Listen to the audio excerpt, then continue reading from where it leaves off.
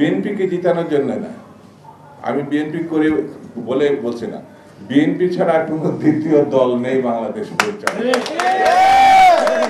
কোনো দল নেই। কারণ এই বিএনপি গণতন্ত্রের জন্য আন্দোলন করেছে, যত ত্যাগ স্বীকার করেছে, যত নির্মমতার মুখোমুখি হয়েছে, নির্যাতনের মুখোমুখি হয়েছে।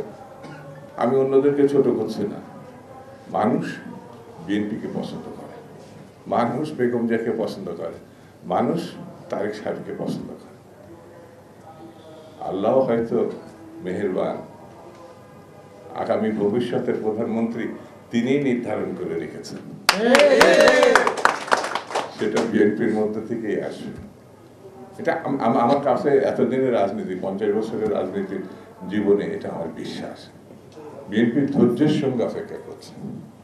আমরা আবার রাস্তায় যেতে চাই না, আমরা ধৈর্যের সঙ্গে, আমাদের নেতা বলেছেন ধৈর্যের সঙ্গে আমাদের অপেক্ষা করতে হবে। আমরা ধৈর্যের সঙ্গে অপেক্ষা করছি। হাসিনা ডুবেছে হাসিনার কারণে, হাসিনা আমরা তো বারবার বলেছি, যেটা সালাম ভাই এখানে বক্তৃতায় উল্লেখ করেছে অনেকবার, আমরা বদ্ধচিত ভাবে তাকে আমাদের নেত্রী, দেশ নেত্রী বেগম খালেদা জিয়া এবং তারেক রহমান বলেছেন, আর তিনি উপহাস করেছেন। বিএনপির কোনো নেতা আছে, নেত্রী আছে? এখন তো যিনি ছিলেন কোথায় যে গেছে আমরা খুঁজেও পাচ্ছি না। সেই জন্য এই সরকারকে বলবো, সামগ্রিক ইতিহাস বিশ্লেষণ করে আপনি যত তাড়াতাড়ি নির্বাচন দিবেন, সরকারেরও মান সম্মান থাকবে, দেশেরও মান সম্মান থাকবে, দেশের বিশৃঙ্খলা হাত থেকে বাংলাদেশের রক্ষা পাবে। শিল্পীরা পয়লা বৈশাখের যে ছবিটা আছে পুড়াইছে প্রথমে তারা, কিন্তু ছবি কি পুড়ালেই কি হৃদয় থেকে ছবি যায়? এত বড় খুনি, এত বড় গণহত্যাকারী, এত বড় ধ্বংসকারী, এত বড় নির্যাতনকারী, লুটেরা আর এই বাংলাদেশের দ্বিতীয়টা জন্মিয়েছে আমার জানা নাই। 400 কোটি টাকা এক খাত থেকে নিয়েছে, তাকে আবার বহিষ্কার করেছে। বন্ধুরা, ষড়যন্ত্র হচ্ছে গণতন্ত্রের বিরুদ্ধে। হাসিনা করেছে 15, 17, 16 বছর ধরে, কোনোভাবেই সে নির্বাচন মানতে চায় না।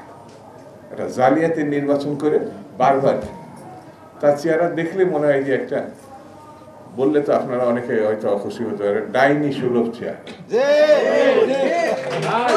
এই যে তাকে বিদায় করছে কেন?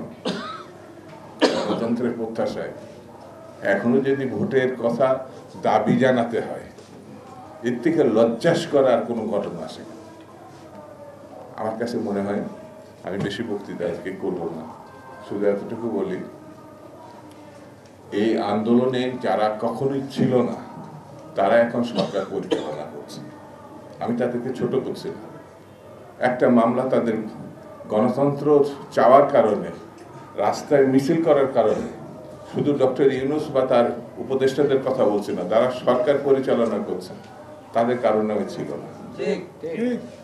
তার জন্য আপনাদেরকে আমি সমালোচনা করছি না। ভালো কাজ একটা করে যান, ইতিহাসে আপনাদের স্বর্ণাক্ষরে আপনাদের নাম থাকবে। সেটা একটা নির্বাচন দেন।